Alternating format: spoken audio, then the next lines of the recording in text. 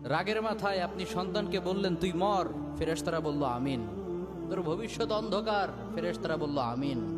রেগে মেগে আপনি আপনার মেয়েকে বললেন জীবনেও তোর কপালে স্বামীর ভাত জুটবে না, ফেরেশতারা আবারও বলল আমিন।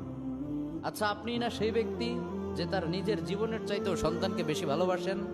আপনি না সেই ব্যক্তি যে তার সন্তানের জন্য হাসতে হাসতে নিজের জীবনটাও দিয়ে দিতে পারেন? আপনি না সেই ব্যক্তি যে আল্লাহর কাছে নিজের চাইতেও সন্তানের জন্য বেশি দোয়া করে? তাহলে কি করে নিজের হাতে নিজের সন্তানের এত বড় ক্ষতি করতে পারলেন? Doesn't make any sense. Common sense বলতে কিচ্ছু নাই আপনাদের? আপনারা কি জানেন না আপনাদের রাগের মাথায় বদদোয়া করাগুলো ফেরেশতারা আমিন বলে? দাওয়াতুল ওয়ালিদ আলা ওয়ালাদি, বাবা মা তার সন্তানের জন্য যেই দোয়া করে সেটা ভালো হোক কিংবা বদদোয়া হোক, আল্লাহ সেটাই কবুল করে নেয়। এজন্য খবরদার, নেভার কার্স ইউর চিলড্রেন। রাগের মাথায় কখনো সন্তানকে অভিশাপ করবেন না। খুব বেশি রাগ উঠে গেলে তার জন্য উল্টা